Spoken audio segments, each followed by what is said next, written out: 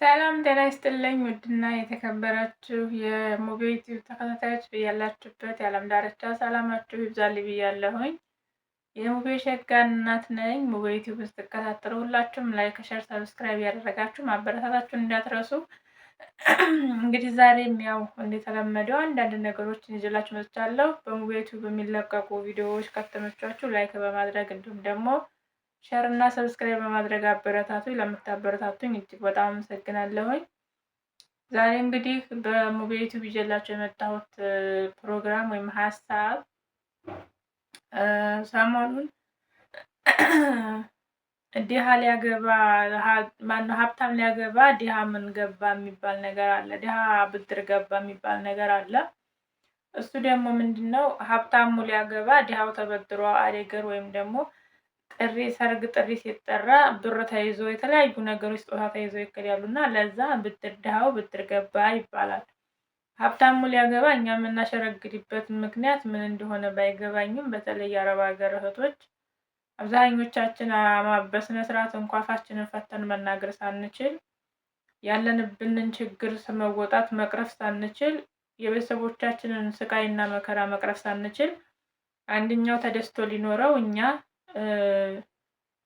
ስንት አመት ሙሉ ለፍተን እነሱ የኖሩትን ኑሮ የምንኖር የለንም። ሁላችንም በተለይ በአረብ ሀገር የምንኖር እህቶች አብዛኞቻችን በሚባል ደረጃ በስርዓት እኮ በልተን የምናድር አይደለንም እና እንደዚህ በባዶ ሆዳችን ጾማችንን ቂጣ እየበላን የተለያዩ ነገሮች በነታመም ሐኪም ቤት አንሄድም።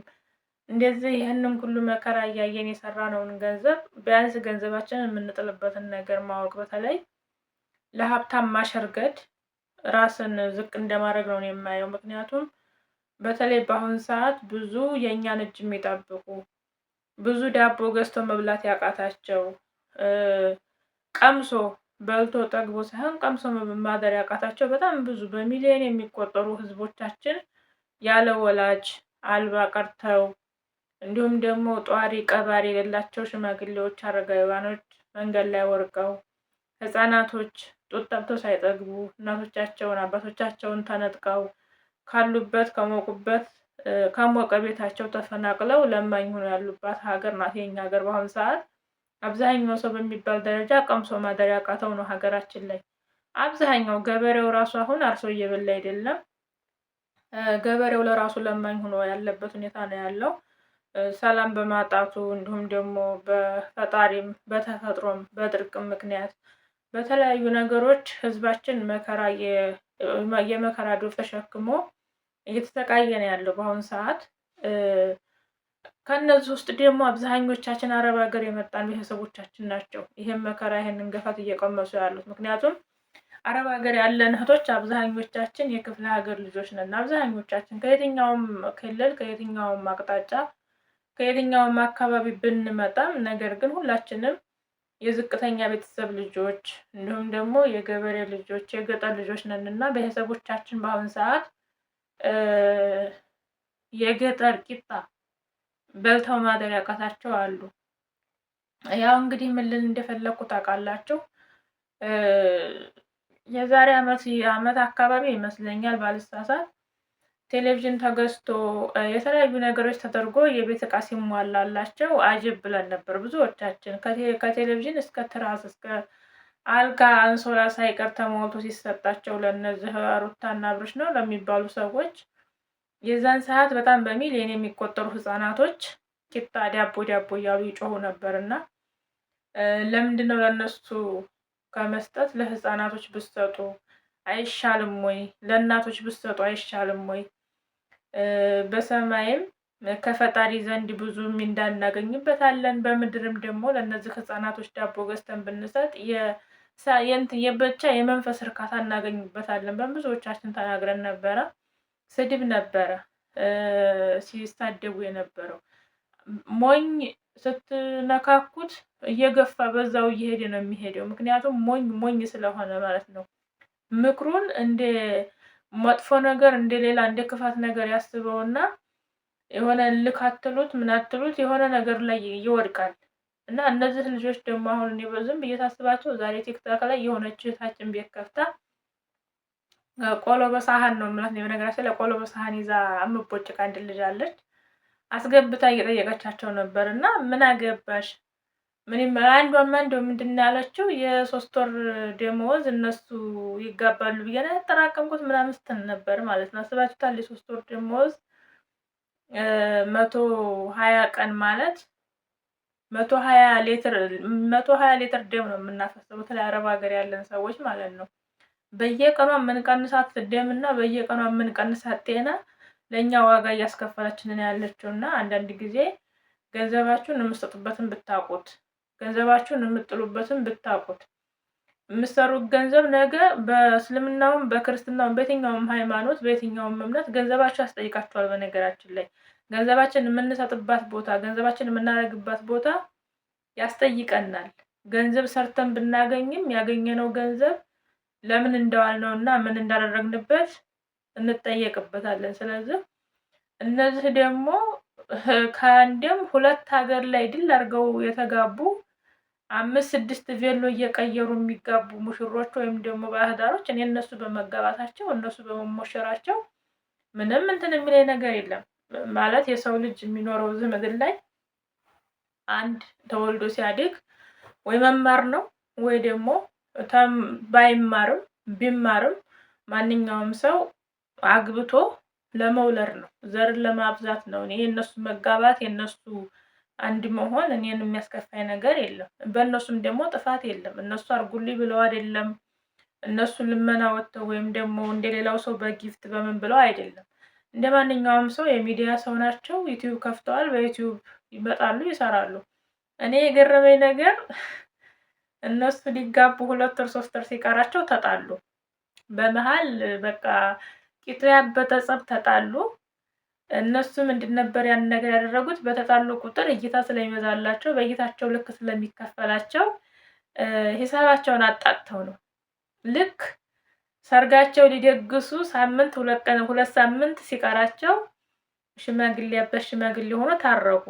እነሱ በደንብ እየሰሩ ነው። በነገራችን ላይ በሁለት መንገድ ነው አሁን እነሱ ይሄንን የአረብ ሀገር በግ የሚጫወቱባቸው አሁን በሁለት መንገድ ነው። አንደኛ ፊልም የሚመስል ጸብ እየተጣሉ ቦክስ እየተዋቀሱ የሰው ልጅ ካሜራ ደቅኖ በደንብ ተስተካክሎ ምን ብሎ አንተ ሚስቴን ወሰድካት አንተ እንትን አልካት ብሎ የሚጣላ ሰው የለም መቼም። በነገራችን ላይ ግን ያንን ሁሉ ሲያደርጉ ከኖሩ በኋላ አረገዘች ተባለ። ያልተባለው ነገር የለም። ያንን ሁሉ አድርገው ኢትዮጵያ ላይ ያለችዋን ወጫቸውን የምትሸፍን ከዛም አልፎ ደግሞ ዱባይ መጥተው ዘና የሚሉባትን ወጫቸውን የምትሸፍን ገቢያቸውን ካገኙ በኋላ የት ሀገር ነው ልትሄድ ተባለ። ከዛ ቀረ ተባለ። አስባችሁታል? የውጭ ቪዛ መጥቶላት የውጭ እድል ተመቶ ያውም ኢትዮጵያ ምድር ላይ ስንትና ስንት 100 ሺህ ብር ተከፍሎበት ካንስል ሊደረግ ወይም ደግሞ ወረቀት ተቀዶ ሊጣል የማይመስል ነገር ማለት ነው። ሰው በባህር እየገባ ስንት ዋጋ እየከፈለ ባለበት ሀገር ላይ ወረቀት የነፃ ወረቀት መጥቶላት ልትቀር ያውም ለትምህርት እድል። ለማንኛውም እነሱ ስራቸውን ነው እየሰሩ ያሉት። እነሱ የራሳቸውን ገቢ የሚያስገኛቸው ነው። አንድ ሰው በተሰማራበት ቦታ ላይ ሰርቶ ገቢ ማግኘት አለበት። እኛ አረብ ሀገር ስንመጣ ሰርተን የመዳምን ሽንት ቤት አጥበን ገቢ አግኝተን ራሳችንን ልንለውጥ ነው። እነሱም ደግሞ ሚዲያ ላይ የወጡት ሰርተው ሊለወጡ ነው። ስለዚህ ሰርተው ሊለወጡ እስከወጡ ድረስ እነሱ መብታቸው ነው። የፈለጉትን ማድረግ መብት አላቸው። እኛ ካየናቸው ከተከተልናቸው እናገባቸው እነሱ። እኔ ግን ያሽቃበጣችሁትና ግራ ግብት ያለኝ እንደው እኔ ምን ልበላችሁ፣ እናቶቻቸው በባዶ እግራቸው ሾህ እየወጋቸው እየሄዱ እህን ጊዜ አሁን እናንተ ለሰርግ እራት ጭራሽ እነሱ ደግሰው እነሱ ራት ጋብዘው እነሱ ወርቅ አልብሰው ሊድሯቸው መኪና እንገዛላቸዋለን፣ ቤት እንገዛላቸዋለን። እንኳን ቤት ለምን ያለምን ካርታ አገዙም? እኔ አይመለከተኝም አያገባኝም። ግን የሚያሳዝኑኝ እናትና አባቶቻችሁ ለእንደው አሁን እነዚህ እናንተ ይህን የምታረጉ ሰዎች እህን ጊዜ እናትና አባቶቻቸው እንጨት እየሸጡ ውሃ እየሸጡ ያሳደጓችሁ ናቸው። በነገራችን ላይ የዲሃ ልጅ ነው ሲጠግብ አይን የሌለውና እንደው ገንዘባችሁን በአግባቡ ብትይዙት። የመስጠት ሱስ ካለባችሁ ደግሞ ብዙ ምስኪን የሚሰጥ ምስኪን አለ። ብዙ መብላት መቅመስ ዳቦ አሽትቶ ማደር ያቃተው ህፃን አለና ለእነሱ ብትሰጧቸው ጥሩ ነው። ለእናንተም የአእምሮ እርካታ የውስጥ እርካታ ይሰጣችኋል። በፈጣሪም ደግሞ ምንዳ ይመዘገብላችኋል። ስለዚህ የምትሰጡበትን ነገር እወቁ። የመዳም በጎች ስማችሁ በግ ሆኖ ወጥቶላችኋል። አሁን ላይ ያው ተስማምታችኋል። ምን አገባችሁ ቤት እንገዛለን እያላችሁ ነው። ለማንኛውም እጅ አለኝ አቦ እናቴ። እኔ እንደዚህ አይነቱን ወሬ አልችልበትም። ላይክ እና ሼር ሰብስክራይብ ያደረጋችሁ ግን ለእኔም ወርቅ ግዙልኝ፣ ለእኔም ቴሌቪዥን ግዙልኝ። እኔም ላገባ ነው። አሁን ለባሌና ለእኔ ማን ነው ወርቅ የሚገዛው ነው ጥያቄው። እኔ እንኳ ዱባይ አልሄድም፣ ከሳውዲ ወደ ኢትዮጵያ ነው የሚሄደው እና ወደ ኢትዮጵያ የምሄድበትን ትኬትም ቻሉኝ። እኔ ይህን ብቻ የማስቸግራችሁ መናፈሻ፣ ሆቴል፣ እራት፣ ምሳ ምናምን ችግር የለውም። እናንተ ደግሞ እኮ ትዝ አለኝ አንዷ አበባና ኬክ አዘጋጅታ አየሁት። እሱም በደንብ አይቼዋለሁ። በነገራችን ላይ አሁን አበባና ኬክ አዘጋጀች። ሰላም አለ። በስነ ስርዓት እኮ ሰላም አላሏትም። ከዛ መጡ አለች። መጡ ተቀመጡ። ኬኩን አይተውታል እኮ ኬኩን አይተውታል። እንግዲህ አይን ያለው ሰው መቼም ያን የሚያክል ኬክ ተቀምጦ ጣውላ ላይ አላየነውም አይባልም። ቁጭ አሉ። እያወራት እያለ ምን ይታያችኋል? ኬክ አይታያችሁም? እንዳለች አላየነውም ነበር ምናምን አለችና በእጇን እንደዚህ ፊቷን ሙንጥፍ አድርጋ እንደዚህ እንትን ያለቻት ማነው የሳመቻት? ፊቷን ለመሳም ተጸይፋ ትንሽ እንደው ውርደታሞች እንደው ራሳችሁን ቅሌት እንትን የማትሉ። ለማንኛውም እናቴ አብርሽና ሩታ ይመቻችሁ። እናቴ ስታረግዝም አሁን ሰራተኛ ይቀጥሩላታል። የቤት እቃውን አሟልተውላታል። ወርቁ ተገዝቷል። አሁን የዱባይ መኪና እነሱ ናቸው አሁን የሚከራዩት። ዱባይ ሽርሽር የሚሉበትን እነሱ ናቸው አሁን የሚከራዩት። ሰመዴም ቆመው ብር አዋጥተዋል አሉ። ብር አዋጥተዋል። እነሱ ናቸው የሚከራዩት። እንግዲህ ሰኞ ትምህርት ስላለ እሑድ 8 ሰዓት ነው መሰለኝ የተባለው። 8 ሰዓት ነው ድግሱ ተብሏል። እኔም መዲያሜን አስፈቅጄ ነበረ። መዲያም ደግሞ እግርሽ ይሰበር እና የታባሽ ነው የምትከዢው ብላ አስቀርታኛለች። ለማንኛውም የዱባይ በጎች ዱባዮች ናቸው የተባላችሁት። እነሱም ያሉት ዱባይ ነው። ዱባዮች የዱባይ እህቶቻችን የሚመቻችሁን ሰዓት ነው ያሉት። እንግዲህ ዱባዮች የዱባይ በጎች ተበዝበዙ። ከሳኡድን በባንክ የሚልክ አይጠፋም። በነገራችን ላይ እንደው አሰዳቢዎች ወይኔት ልጅት መጀመሪያ የቄጣችሁን እከክ ጥረጉ። ለማንኛውም አመሰግናለሁ። ዛሬ መቦጥቦጥ የማልፈልገው እኔ እንደዚህ አይነት ወሬ አልወድም አልፈልግም ነበር። ያው መቼም መጣሁበት።